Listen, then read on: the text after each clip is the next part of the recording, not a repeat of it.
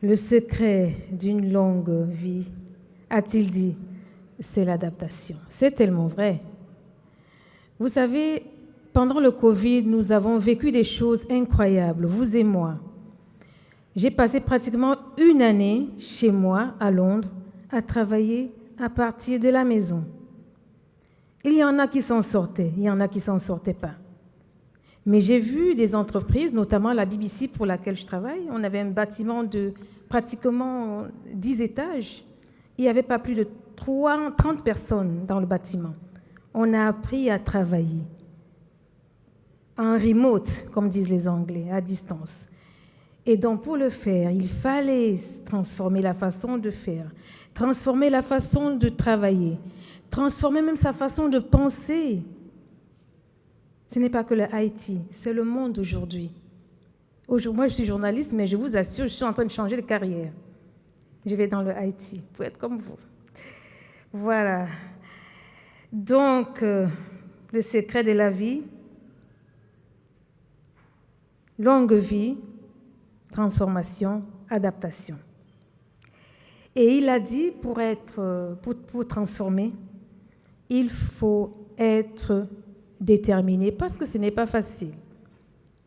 La transformation demande que vous bousculez vos habitudes au sein de l'entreprise, que vous bousculez vos habitudes dans vos vies, dans votre façon de penser, dans votre mindset. Et c'est pourquoi nous sommes là aujourd'hui. Vous êtes ceux qui écrivent l'histoire de demain. Et nous allons vous suivre. C'est pourquoi votre présence ici est capitale. Merci d'être là.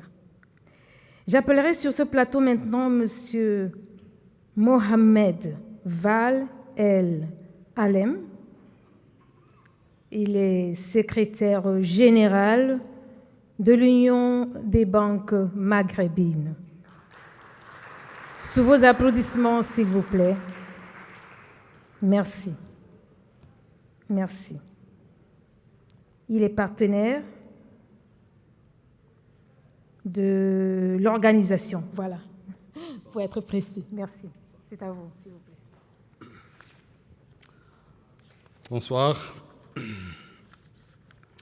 Excellences, Monsieur le Ministre, Excellences, Monsieur l'Ambassadeur de la Mauritanie en Tunisie, Excellences, Monsieur le Secrétaire général du ministère mauritanien en charge du numérique, Monsieur le Président du comité d'organisation du Forum DSI, Monsieur le Directeur général du Forum DSI, honorables invités, Mesdames et Messieurs, permettez-moi tout d'abord de vous souhaiter la bienvenue et de vous remercier d'être avec nous à cet important forum consacré à la digitalisation et à la transformation qui devient aujourd'hui une nécessité. Ce n'est plus un luxe, mais une nécessité. L'Union des banques maghrébines, qui est un organisme régional, partenaire de cet événement depuis maintenant 3 éditions, est très honorée de faire partie de cette rencontre désormais régulière et réunissant des experts de haut niveau pour échanger autour des thématiques relatives à l'innovation technologique et son impact sur l'activité économique et la vie de nos entreprises. Notre union regroupe une centaine de banques dans les 5 pays du Maghreb et œuvre pour la veille technique et pour la promotion des meilleures pratiques et le renforcement de la coopération entre les pays du Maghreb, particulièrement dans le domaine bancaire et financier. Domaine dans lequel la technologie aujourd'hui revêt une importance particulière. J'y reviendrai dans un instant. Je me réjouis également que la Mauritanie soit l'invité d'honneur de cette 8e édition du Forum DSI et qu'elle soit représentée par une délégation de haut niveau à qui je souhaite la bienvenue et je vous invite tous à échanger avec cette délégation autour des opportunités en Mauritanie, pays dont les perspectives économiques sont très prometteuses et le potentiel de coopération avec les entreprises maghrébines et particulièrement tunisiennes est très important. À notre niveau, au niveau de l'Union des banques maghrébines, nous nous tenons à votre disposition pour vous apporter toute information et faciliter tous les contacts, particulièrement dans le domaine bancaire et financier. Le thème qui nous réunit aujourd'hui, transformer pour survivre, est un thème, sinon je dirais, est le thème d'actualité aujourd'hui. Vous savez on vit une époque aux multiples transformations. Transformation sur le plan technologique, transformation sur le plan sociétal et éthique, et transformation au niveau géopolitique, dont les conséquences se font déjà sentir de manière de plus en plus aiguë sur le plan économique et sur la vie de nos entreprises.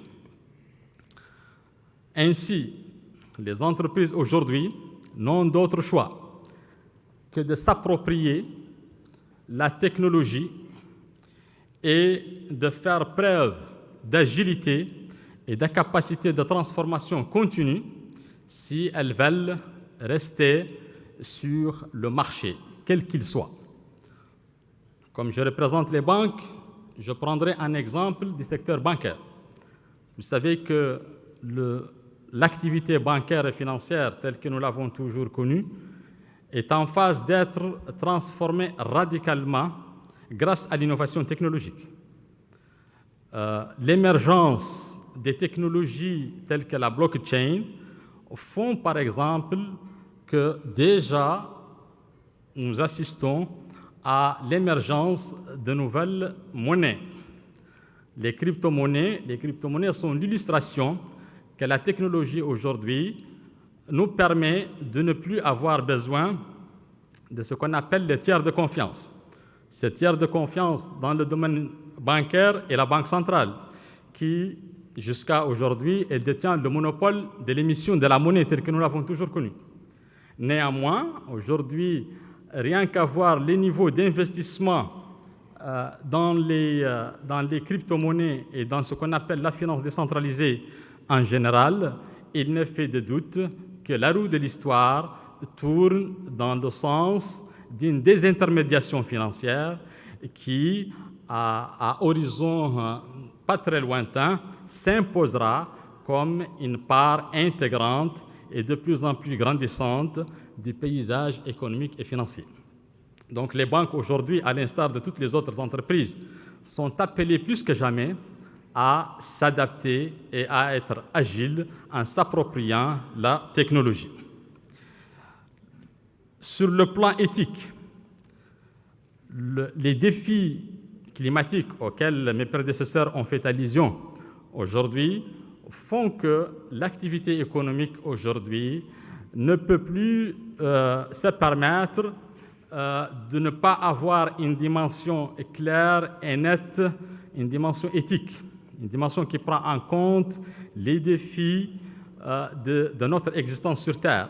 Aujourd'hui, la performance des entreprises n'est plus seulement une performance financière en termes de revenus, mais aussi une performance en termes de ce qu'on appelle les critères ESG. Donc, les banques et les entreprises doivent aussi aujourd'hui adopter une stratégie prenant en compte cette dimension-là très clairement. Et enfin, les bouleversements géopolitiques auxquels nous assistons font que la cartographie des géopolitiques mondiales est en profonde mutation, ce qui impacte, et c'est déjà le cas, comme vous le savez tous, ce qui impacte l'activité économique mondiale et déstabilise les chaînes d'approvisionnement. Et donc, tout ceci fait que nous vivons une époque particulièrement riche en bouleversements et en défis auxquels les entreprises qui voudraient rester dans la partie demain n'ont d'autre choix que de se doter d'une capacité qui est celle de pouvoir se transformer en continu et d'être agile. Autour de toutes ces thématiques, nous sommes là pour échanger avec les experts, pour apprendre et pour nous mettre à jour sur les derniers outils et solutions que la technologie permet pour faire face à ces défis. J'espère ne pas avoir été long et je vous remercie.